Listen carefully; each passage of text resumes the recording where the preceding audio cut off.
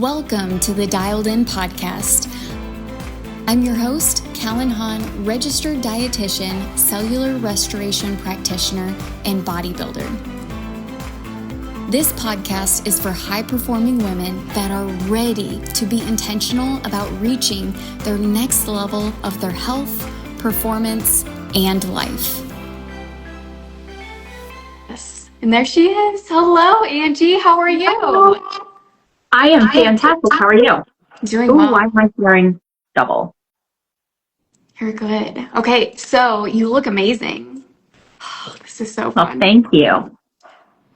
Today's episode is how your mindset drives your success. And I want to welcome all of you guys to Angie Foreman. She is the founder of Driven Fastpitch Performance. You are a former D1 athlete. You're a mindset coach. You help women develop confidence and get unshakable mindsets. And I just want you to really dive into, we have a lot to unpack here. We do. Where you got to where you are today. And I want to just start with, what was your former experience back in college, being a D1 athlete? Let's start with some groundwork and foundation there, and then we'll build everyone up to where you are today. So I started off, let's just go back to when I was 12 years old, right? And I was pitching on one of the biggest stages that I had ever seen. I was playing in the regional championship. So somehow our teeny tiny all-star team from little town in Indiana did the unthinkable. We won state. We got sent to regionals, which was like 5-state regional, and we were in the championship game and we were winning. So it's now the road to the World Series, right? Which is a huge deal in softball. So I'm on the mound and we're up 5 runs going into the bottom of the last inning. But in the top of that inning, I had slid into second base and twisted my knee. So when I get back out to the mound, I was in pain. I was struggling. I couldn't find the zone, right? I walk 1 batter and 2. I was spiraling. My thoughts were spiraling. Everything was out of control. Pretty soon, the tying run was on third. The winning run was on second. And I'm out there, 12 years old, falling apart, right? So that's when my coach calls timeout. He comes out to the mound and he's like, "Ange, you've got this. You trust your stuff, right? You've been doing it all day." And in that moment, I chose to borrow belief from him, right? Because in my head, I was doing I can't do this. My knees hurt too bad. My team can't back me up. We're going to lose this game. But I borrowed belief from him, and it changed everything. The last pitch of that game, I'll never forget it. The batter swung through strike 3, and we won the regional. Now, we got invited to nationals. Our parents couldn't afford to take us at the time because we were a teeny tiny all-star team from Greentown, Indiana, right? But what I learned in that moment, and it was actually in a conversation with my parents after the game, right? It wasn't my knee that almost lost us that game. It was the voice inside my head. That's when I learned what I say to myself matters, right? Yeah. So fast forward 40 years, right? My daughter decided to play softball. And when you play D1 softball and your daughter decides to play when she's 10, you get voluntold you're coaching, right? So very quickly, I started to see incredibly talented girls just fall apart mentally after one mistake, right? A strikeout, a missed pitch, right? And they started spiraling. And I realized no one was teaching these girls how to handle failure, how to talk to themselves, how to handle those thoughts. And then, it all came full circle, right? I knew what it was like to have those expectations, right? That pressure to perform. So I created Driven to give these athletes the tools I wish I had earlier. I wish that I had known when I was in that spot, right? The reset, the focus, to play free of failure, right? To play free of that fear. So at Driven, I teach the mental side of the game. The same way I train mechanics to my pitchers, we train the mental tools they need to be unshakable on the mound. And it's reps and consistency, right? Yeah. And that's honestly what it's all about, and allowing kids to just be kids. Yeah. To love the game, to fully embrace camaraderie and be in the moment. I think for high performing women like us, like we were successful when we were kids and we want our children to be successful. But at the same time, sometimes we're just like, dang, we just got to let them be kids. But educate them what a healthy mindset in that process is. Like there's a certain level of intentionality you need to have to be successful. But with that intentionality, you can also be playful. You can enjoy the moments. It's and so good. Girls in general tend to be, perfectionists, right? Especially those that are high performing women, high performing athletes, elite. When the girls that I work with a lot of times are elite athletes, right? So they have that pressure to perform. And, they have imposter syndrome just like we do, right? And training them and teach them how to speak to themselves in those moments allows them to play free and be kids and play for the joy of the game again. And that's what it's about. And I think so many people lose sight of that just in health and wellness period is when it comes to getting healthy, it's like, oh, it's so hard. It's resistance. I need to fight things in order to be successful. When you adopt the right mindset and the right perspective and you feel alignment, then things really become easy. And I want to dive into your past of where Angie started before dialed in coaching. Where were you at mentally, physically? And then we're gonna, you had a lot of wins on your journey, and we're gonna tackle every single one of them. But in the very beginning, what was Angie like before dialed in? So if I'm going to be really honest, I described myself as a hot mess. I was running on stress, adrenaline, caffeine, and pure willpower most days. I wasn't sleeping well. I wasn't fueling my body. And God had given me this vision, right, to help these girls succeed. But I was unorganized, constantly in my head. And my self-talk was really rough at this point, right? I knew what I wanted to build, but I didn't have the confidence to be the person that I needed to be to serve these girls and coaches with confidence, right? At the highest level. I honestly believed I couldn't fit one more thing into my day. And what I realized was if I wasn't taking care of myself, it was impossible to inspire and encourage those around me. It was impossible to show up for them. The truth was I wasn't lazy or unmotivated. I was depleted. And that's where I started my journey with Dialed In. Yeah. And you first joined the 5-day challenge. And when you were in the challenge, how did you know, what was the mindset shift, or how did you know that it was the right next step for you? So as I was going through the challenge, and I don't remember if it was you or Mel who said, every great coach needs a coach. And that resonated with me more than I could have ever imagined, right? I knew I had this inside of me, but I didn't know how to get it out. And Mel kind of talked about being able to, I was inside the pickle jar, right? And all of the labels and everything were backwards. And I didn't really see my way out of it. I didn't really see what was going on. But she's like, look, Ange, right here, I can read on the pickle jar. You are Vlasic Dills, baby, right? And she knew, like I remember that part so clearly because it was just an eye opener for me that someone else saw me. Right. Yeah, I remember outside looking in because at that time, Melissa was running the challenges by herself.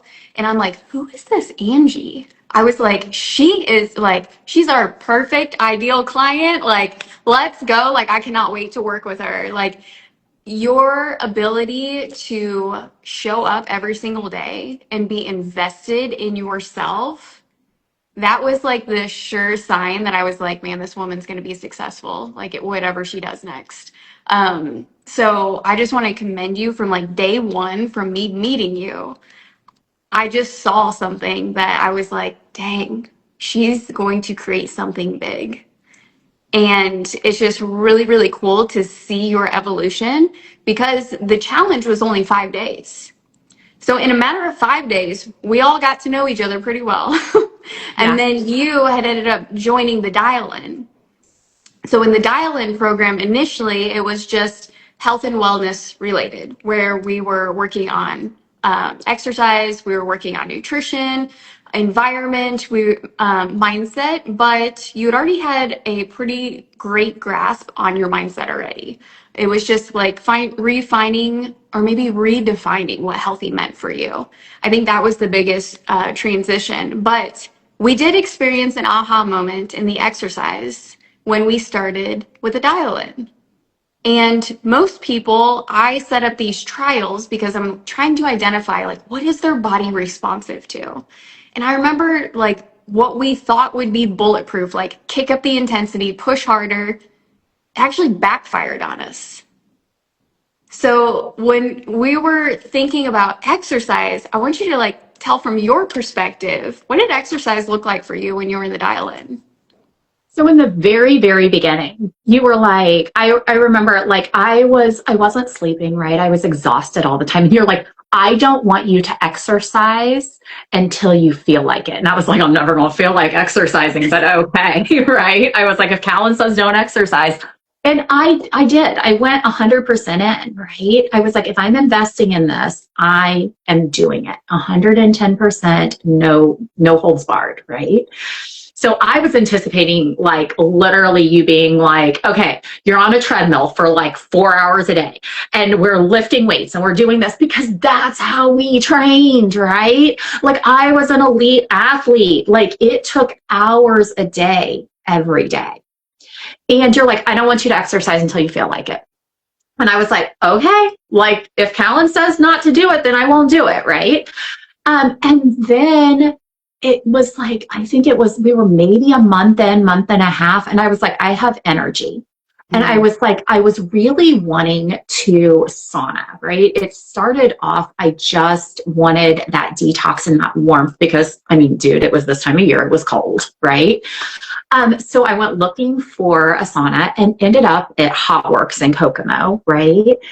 And was doing the yoga and Pilates and all of those classes, right? And of course, they also have the HIIT workouts.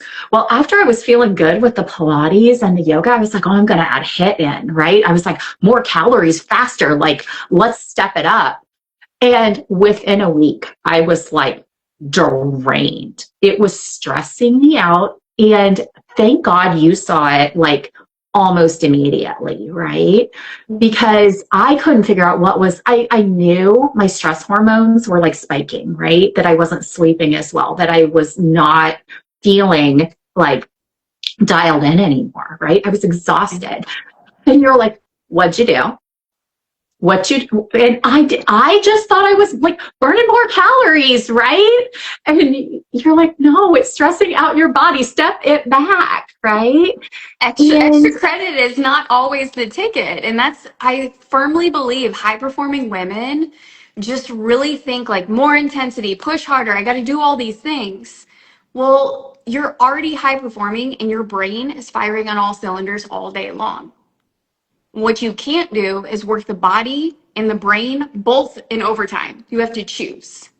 If you were having a high mental capacity day, you need to do a low intensity physical day.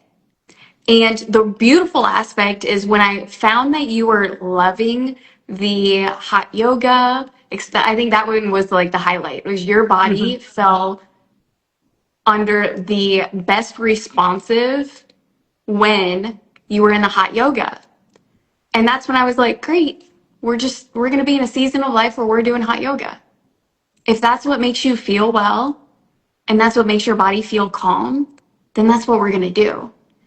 You know, and so many high performing women want to fight their bodies and try to override it. And that's the thing, like coaches need coaches, is sometimes you need someone to say, hey, you don't have to do all those things. You already look great. You already feel great. We're in this game for like optimizing your potential for the future. And being in Dialed In, we look at things through the lens of, I'm not eating today for how I'm going to feel today. I'm eating today for how I'm going to feel tomorrow, the day after that, even this weekend. Like we're thinking 7 days ahead all day long. And I think that perspective shift was something major that happened for you, and you adopted it really quick where I didn't have to say it again. Yeah.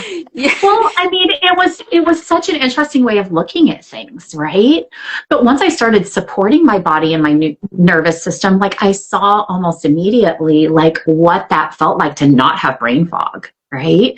To be like, to have capacity to do those extra things, right? To have capacity to show up at my best, right?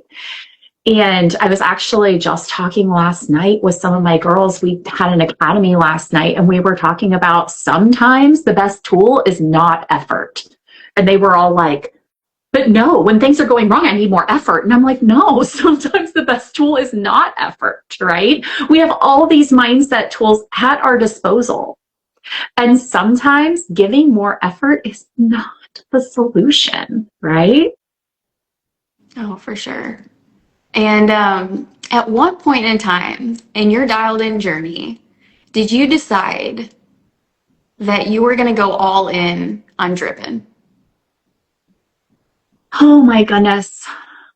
We were, I mean, maybe 3 months in, because I was still like, I had to get to the point where I had the clarity and the capacity and the confidence in myself to lead, right?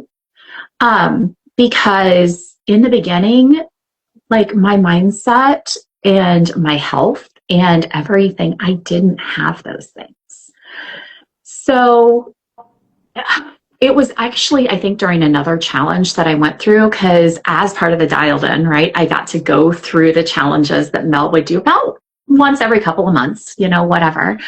And it was probably about 3 months in, she did another challenge and I was sitting in it, and I don't remember exactly what she asked, but it was something along the lines of like, what's your next step? Where are you going from here? Right. And now that my health was like in sync, now that I was physiologically able to, I was like, this is the step, right? God is pushing me that direction as hard as he can, right? And that was the point where I was like, okay, these girls need me, right? And I think Mel had me do an exercise in there somewhere where it was also like, if you don't go all in, what's going to happen? And I'm sitting here going, these girls aren't going to have the support and the love and the training that they need in order to overcome their imposter syndrome, to overcome their, confidence barriers, to learn to lead with confidence. I mean, there's a statistic out there that something like 64% of female executives played sports. And how do they learn those things if they're not taught? And if we can teach them earlier, then can we avoid some of those pitfalls when they're 14, 15, believing that they're not enough? Yeah. And it's incredible that you frame it in that perspective, because a lot of people will see, and I've seen this shift where a lot of my followers or people that I've known from the past, they're like, oh, well, so-and-so started a business and they're bragging about it and this and that. And I've fully disconnected from that way of thinking, because here's the reality. When you do start a business, people need you. You're taking a skill set that you have, you're taking things that you have learned, and you're providing a service in order to better someone else's life. In this space, we call it, starting a business for the good. You start a business because you know you can help people. You know you can transform people's mindsets. You know in your business that you can get these girls pitching phenomenally. I've seen your social media, and these girls overnight are having incredible transformations. And I'm like, holy smokes, for you to take girls that are so young and to adapt their skill set so fast, just think of the future that you're going to help provide them. Like the business that you launched, I think we were so proud of you, is because it's not something that just meant something to you and your daughter, but you saw the future of it where nobody else could. We could. We knew it was going to be incredible, and we knew you were going to hit the ground running with it. And I think that's what's so special about the environment that we've created inside Dialed In, is because anyone who has a dream, if God put it on your heart, go run with it. Go all in on you, whatever that may be, because that calling is in turn going to help someone else. And I know when it comes to your personal transformation, there was one experience that I want to reflect back onto, because I just remember getting this boxer, and you were on vacation with your mom and your sister, and you had taken a selfie and you had sent it to us. And then there were other times when you were, in the dressing room trying on clothes. And with your specific transformation, I just remember getting so many pictures from you of you just feeling so confident. What did that feel like for you? So for years and years and years, I was the fat sister. And I'm gonna try not to start crying, because this is really emotional for me. So my babysit, like, I was the fat kid growing up. When I started pitching, I was 10 years old and literally was like the chunk kid. I was not athletic, and had to learn how to pitch because my dad was the coach and we needed a pitcher, right? So, and all the way through, I had to fight for every inch.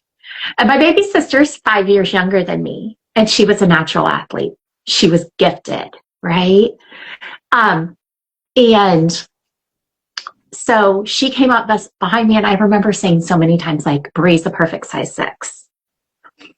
And as we became adults, like, we were both driven women, right? We were both D1 athletes. But she looked the part, and I struggled with my weight. In 2009, I had bariatric surgery, because after having my son, the last weight I remember, okay, was 300 pounds. And that's when I was 9 months pregnant, okay, 8 months pregnant, but like, it was traumatic, right? There's all these pictures of me, and Bree, right around that same time, was a stage competitor. She was a fitness competitor, and bodybuilder. And I remember going to and she medaled. I think she got second. She may have actually won. I cannot remember her competition, but I was sitting out in the audience, and this other, like, sister, said something to me, and like was asking me about myself. And I was like, well, I'm the fat sister. And I remember my mom looking at me and being like, what? But that's how I saw myself, right? And I had fought my weight for years. I like have every like hormonal diagnosis, like all the problems, problems getting pregnant, problems with my hormones all the way through. Never thought I could ever be under a size 10. Like never in my life have been under a size 10. Even when I was a D1 athlete, I was still like a size 10, right? Even after bariatric surgery, I got to Skeletor like real thin, but not healthy thin. And then put it back on and I was like hanging out at a size 10, right? That's just where I was. And I remember at one point you said something to me and I was like, Callan, I have never had a thigh gap in my life and it's not going to happen. Like I remember just having that conversation. But then as we went through and as I got healthier and healthier and felt better, got my steps in, did the movement that was good for me instead of trying to fight my body and make it hard, the weight melted off. I became this whole different shape that fits what I've always seen myself as.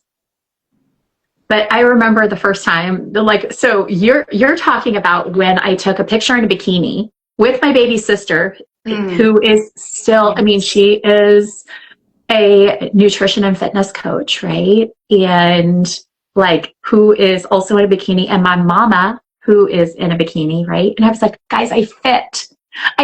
I'm the same as everyone else, right? I am who I'm supposed to be. But then my other favorite one was when I put on and Aaron may kill me for this, but my 14-year-old's jeans. And I was like literally taking pictures. And I was like, I'm in Aaron's jeans, guys. And the truth is, I didn't believe it for myself. Right? I had to borrow belief from you guys for that process. It was that same, you need a coach who believes in you, who can see where you can go, even if you can't see it yet. Yeah.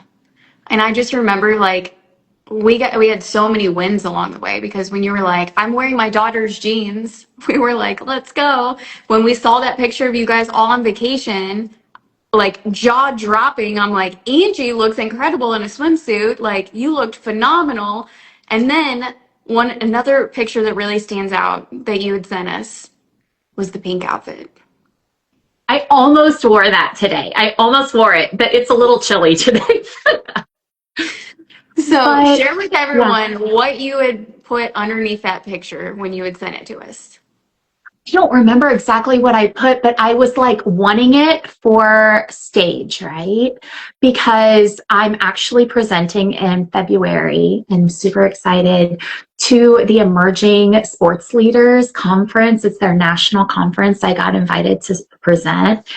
But when I tried on that outfit, I was on vacay with Mom and Bree, right? We were on our girls' trip and we were shopping. And we were in Express, and it was like it is a pink jumpsuit, right? It's adorable. One that I would have never even attempted to put on before. It's in a size that I never thought I would be in, right? And I put it on and I was like, is it right for the stage? Like if I when I get to that point, because that's been one of my goals all along, is to really make national stages. And that's part of where I'm moving toward this year, right? And to present my message to wider audiences. Yeah. And your journey started from struggling with your health, overcoming that, then deciding to launch a business, overcoming that, and then now having new goals and dreams of being that woman on stage. Angie, you are the exact role model that most people need to look to, because every time, and we firmly believe this in our space, is when you achieve something, ask yourself, what is next? What is that next step for me? What is that next goal? What else can I achieve in this short amount of life that I have? And I think so many people lose sight of that. or they're not surrounded with the right type of women that are going to encourage that. And that's what I love about you finding a home in our space, and we adore you so much, is because we felt that connection. We felt driven, so to speak. I think it's true. I think the dialed in and driven, they just go together, right? You have to, if you are a driven woman, you're going to burn yourself out if you're not dialed in, right? And if you're dialed in, you want to go to that next level. So that's one of the things I use with my girls. Like, instead of it being a mountain, it's kind of a staircase, right? What's your next? And I mean, Mel used it with us, right? Like, what's that next step? Where are we headed? And funny story, I actually found one of my staircases the other day. I wish I would have pulled it out so you guys can see. Like, I want to just hold it up to the camera, right, to show you. But each one of my stair steps I've accomplished. But part of it was you guys coming along beside me, right, as coaches, and just being like, here's a leg up. Let me throw you up there, right? Or, hey, here's the step you need to make that jump, right? Make that leap. And now I'm working on my next big leap, right? And like, I've set a goal for myself, and I've set a date and a deadline, and I'm like very, very much, but it's on that stair step, right? Those staircases, right? Get my like body and health dialed in. And then it became, starting Driven and launching Driven. And then it became launching my academy, right? And now it's like speaking on stages, and hopefully soon being able to leave my 9 to 5 so that I can, be fully present for Driven and for my kiddos, right? So that's the dream. Like, that's you living out your dream life, is fully doing something that you are passionate about. Absolutely. And having the time freedom to do what I need to do when I need to do it. Let's talk about the 9 to 5, because there was an aha moment that we had. And I just want you to share, everyone, your perspective of how you knew for certain corporate may be counterintuitive to your health. So there were a few different times, but the biggest one was we were doing a major project, right? And it was being dictated to us when we had to show up, how we had to show up, 12-hour days, 5 days a week. There was no leeway. There was no sick time. They literally told us we were not allowed to take any time off for 6 months. From August 1st to December 31st, there was no PTO. They didn't care if we didn't feel good. They didn't care if we needed a mental day. We were scheduled to the gills and expected to travel 5 days a week. I was driving somewhere around 700 miles a week. They gave me a rental car, but it actually was harder to drive than my car, because my car has like auto steer and like adaptive cruise and all the things that make me feel safer on the highway. And instead I was like in, I can't remember what I was calling, but it was like, I felt like a little bit like the Wicked Witch of the West on her broom, like like I was on this little like car that like, but all of these things were being dictated to me, and I wasn't able, because I had to leave my house between 5:30 and 6 every morning. I wasn't able to go and work out in the mornings. I wasn't able to get my health in. And you guys had to help me through a plan just to be able to meal prep so I had food that was safe for me as I was on the road. So just so I got my calories in every day. I mean, it was just really, I'm going to go with traumatic. Yes. Because I was trying to find a word that was like less like dramatic, but traumatic, right? because I was dialed in. I had figured out what was working for me. I knew exactly like how many days a week that I needed to be in the sauna. Knew how many steps a day I needed to feel optimal, right? I knew like when I got home and hit the barn with my pictures, how like what I needed to make happen during the day in order to show up for them of a night. Yeah. And like it completely threw my world in turmoil because I couldn't get the things in to take care of me. And corporate completely dictated it, right? There was no options. There were no communication. There was no so, I had to find a different way through that path. But my cortisol, I felt icky for a chunk of it. And so, I mean, from our perspective, we were looking at it, seeing you so dialed in, like you were a well-oiled machine, all these things are going. And I think it was a month out before this project was even happening. Your body felt it because you started getting your schedule. And we saw a whole different Angie.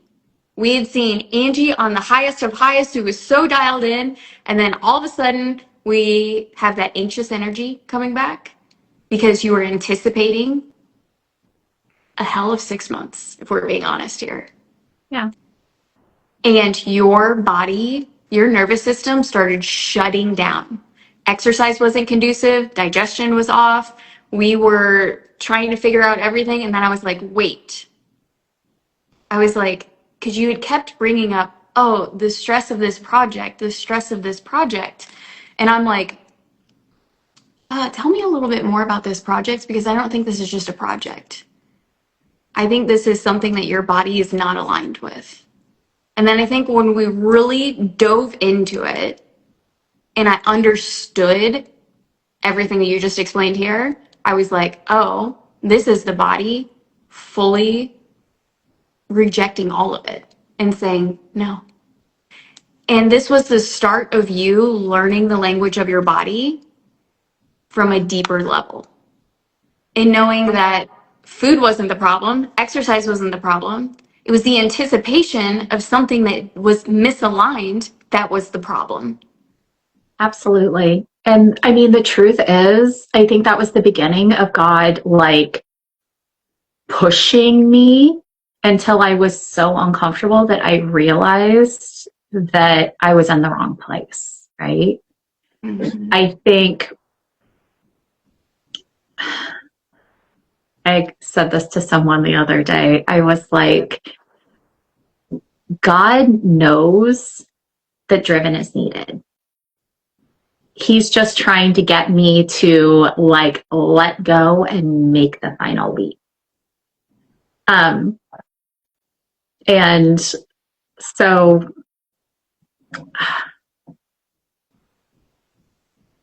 yeah, there's some like that was kind of the beginning of all of that. And there's even more things now, like as we are like moving into 2026 that he's like willing to do to get me like to make the leap and to go all like I've gone all in on my business. I'm there mentally, but financially it's a challenge, right? It's a challenge to trust that it's me, right? Yeah. So it just brings so much more importance on why you need to be dialed in every single day. As a high performing business professional, if you are the face of the company, you have to show up there are no sick days. You're the face of the company every single day. You have to be the one who has a strong enough immune system that can be so resilient that you do rise to each occasion. You're accessible to any opportunity that comes your way. If somebody calls you tomorrow and says, hey, I need you for a speaking engagement, get on a plane tonight, I need you there. As a high performing woman, you need to be dialed in. Yep. That's where opportunity happens. That's where you truly start creating the life of your dreams because action takers are ceiling breakers. The more action you can take, the more success you're going to be able to create for yourself. Absolutely. And I think the other thing that sometimes I forget, especially as a high performing woman, is messy action is acceptable, right? It doesn't have to be perfect action. Yes. And that's what sometimes I need, like Mel or you to kick me in the pants and be like, just do it. It doesn't have to be right at first, right? There are iterations. Just do it, right? I remember that vividly. Take the action. When you were first filming for your portal, that you're like, yep, I want to do these 3 videos. And I'm like, great, let's do them. They're like, just turn on the camera and start talking, Ange. And I'm like, but, like, do you remember the one I made these videos and I thought they were phenomenal. And I get them home and I show them to my husband and he was like, wardrobe malfunction much? And I was like, I have to redo all of them. Like, but... And that's the point where you're like, always check your clothes. Always check your clothes. And so always do a fit check before you do any filming. And well, I experienced that this weekend. One of my videos that I did was all blurry because I didn't activate the stabilizer on it. And I was like, okay, well, I'm just going to have to refilm it. But I got a rep in, so I'm going to perform better this next time. And I think that's the learning opportunity sometimes we have to take is the more reps you get in, the better you're going to get. You're going to internalize everything. And then you're going to be able to perform so much better. And it's going to sound less scripted or less, performative, so to speak. Well, and that's what all of my academies are getting better and better and better. And I'm loving it. In fact, listen to this. Erilyn actually gave me a glowing review after my beta test group last night, right? Like, she was like, that may be the best one yet. And I was like, oh my God, it's the first time she's actually had positive feedback. She's 14, right? 14-year-olds never have positive feedback from mom, just in case anyone wanted to know. She's been so last night. She was like, Mom, I think she's so good for me. She really is. She keeps me really grounded.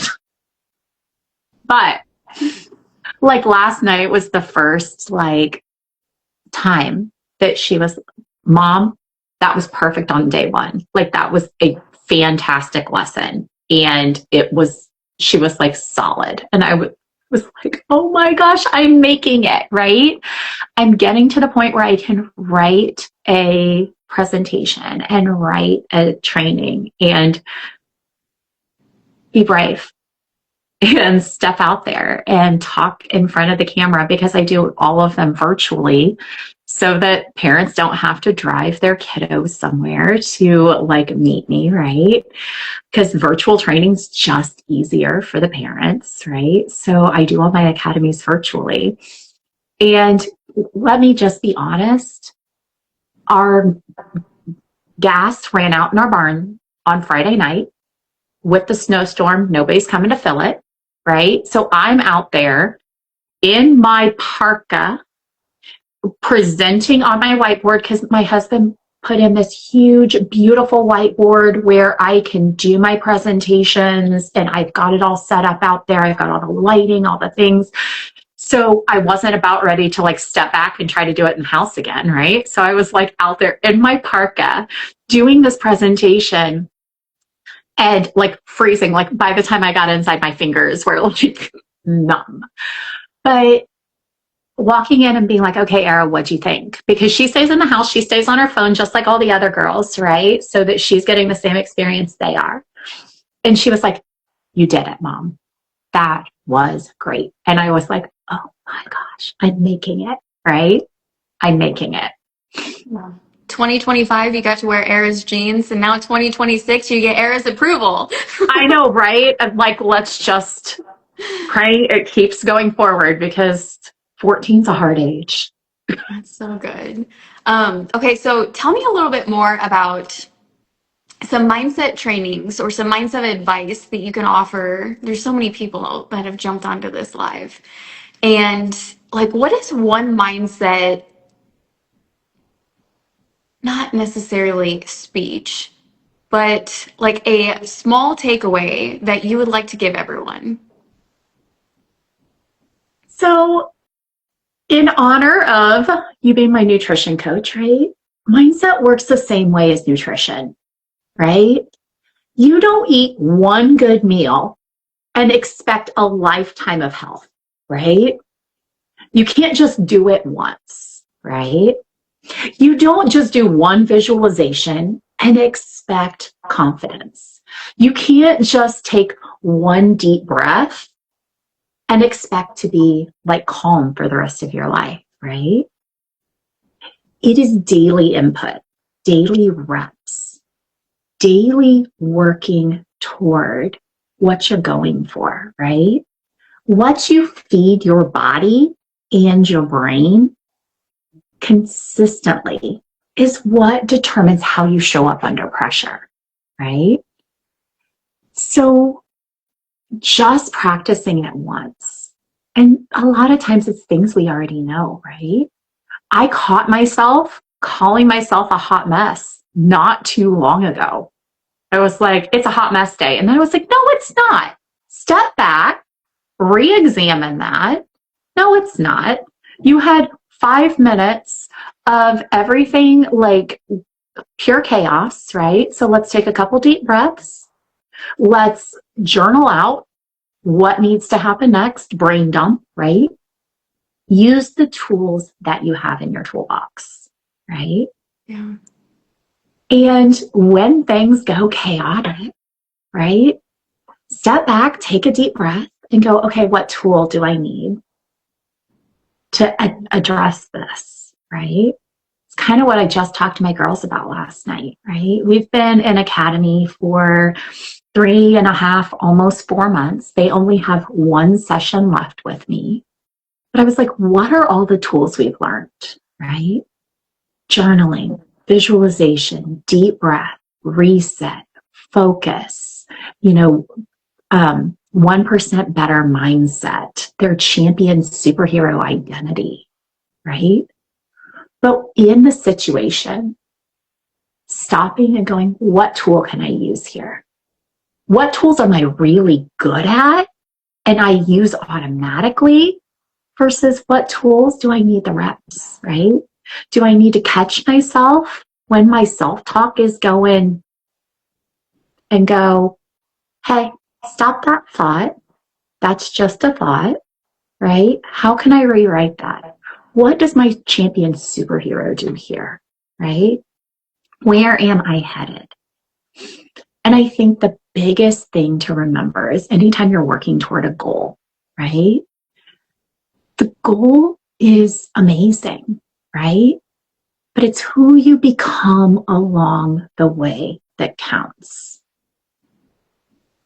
When you shoot for the moon, you still land and you miss, you still land among the stars. It's who you become along the way. The skills you pick up along the way, that is the win, right? That is what's moving you forward. Yeah. I mean, identity shift is huge with anything, but in order to create that identity, you must know your why. And I think that's something a lot of people struggle with is in health and wellness, they're like, I want the shredded abs. I want to be that fitness expert. I want to be, that D1 athlete. I want to be XYZ. You have to really see what that identity is first and say yes, but create a why that is associated to it. Is because that why has to be stronger than any excuse that you have. When your why is so deep rooted, that's what allows you to show up every single day, even when you're not anticipating. Like say today, the whole world happened, flat tire, all things happened. I'm going to make an excuse. Well, your why is going to be so deep rooted to where you're going to be like, yes, I understand I had a flat tire today. I got that taken care of, but I'm going to make for certain that I execute whatever I had planned for today. And I think that's the difference between a fixed mindset and someone who is adaptable, is that adaptability has strong rooted foundation with your why. Because if your why is so strong, you will adapt throughout the day to make things work, to reprioritize things. Absolutely. Because with that identity and your why comes standards. And the standards are your non-negotiables, right? The things that are going to happen regardless of what happens around you, right? Yeah. That's so And the good. standards then form your habits, right? And that is what leads you to that identity. It's all a perfect circle. What are some of the strongest habits that you're doing now? So I think my workout is a non-negotiable.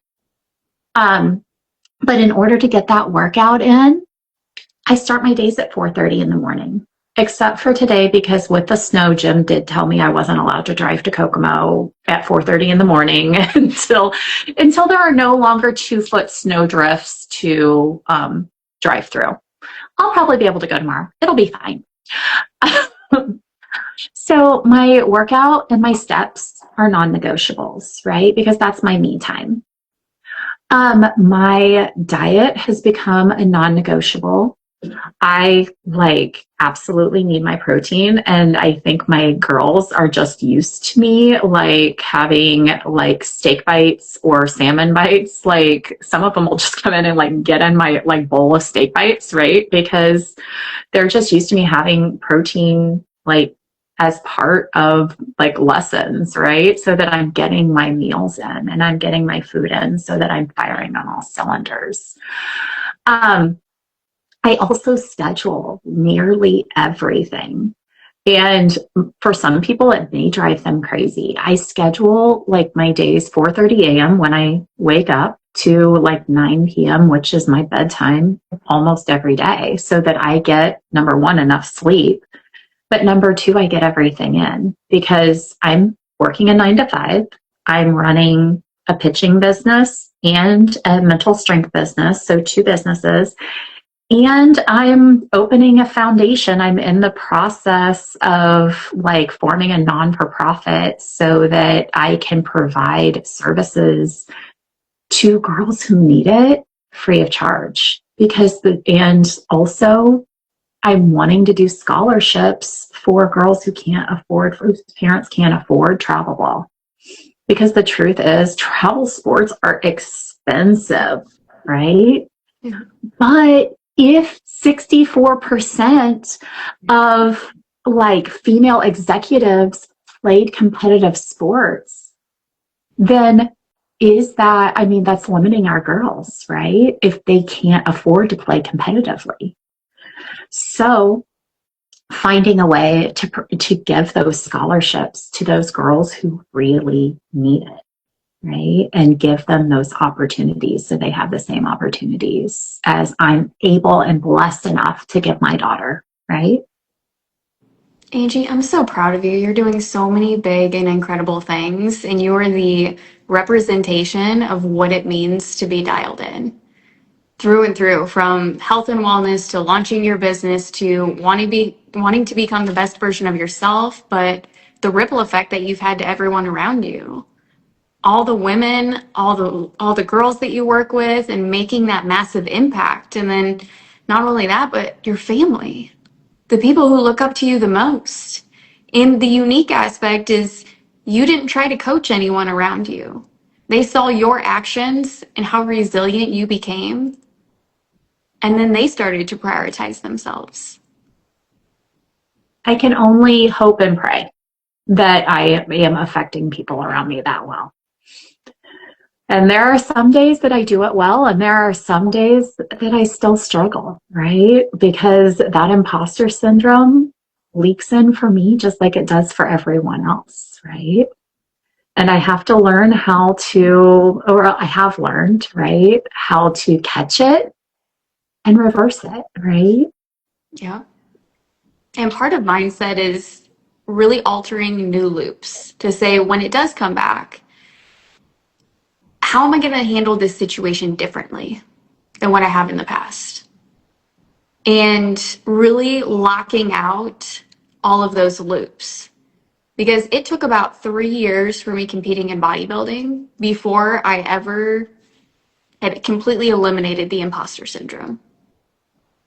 And then it just became my new identity of like, this is the type of woman I am. These are the actions that I take. These are the non-negotiables, because I not only know that they're going to make me feel good today, but they're going to make me feel good 7 days from now. And that level of certainty makes you hold that identity so much stronger.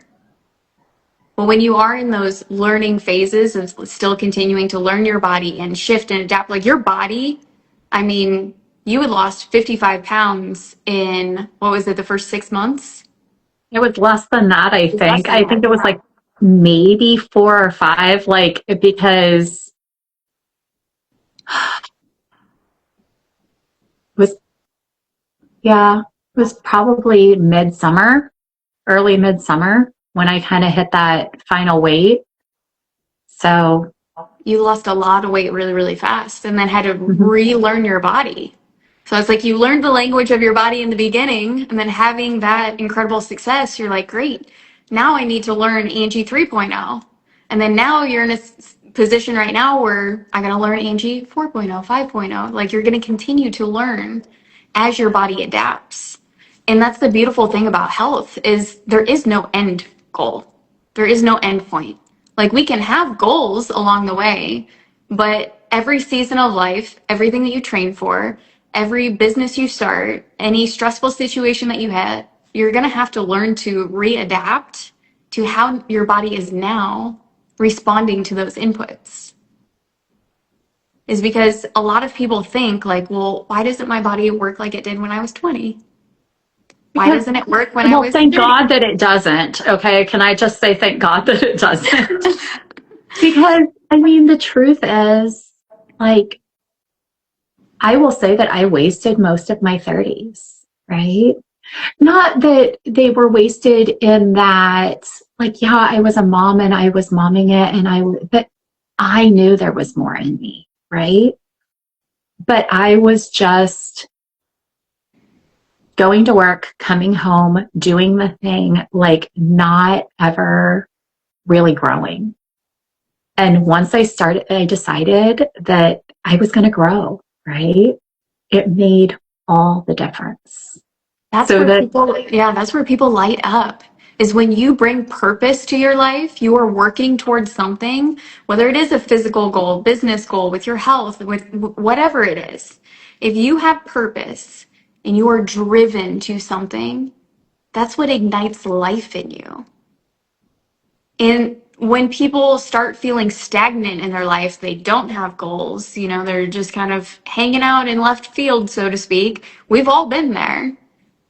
When you get to that point, life feels hard. It feels heavy.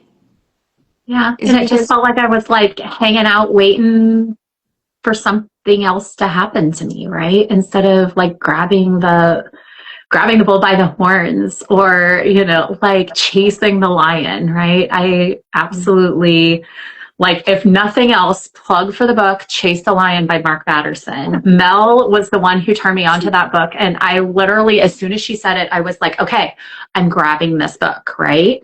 And like every single year in my journal for the year, right? Since then, so this is 2 years in a row, the manifesto, right? Because like, dare to dream, right? Chase the 500-pound lion into the pit, right?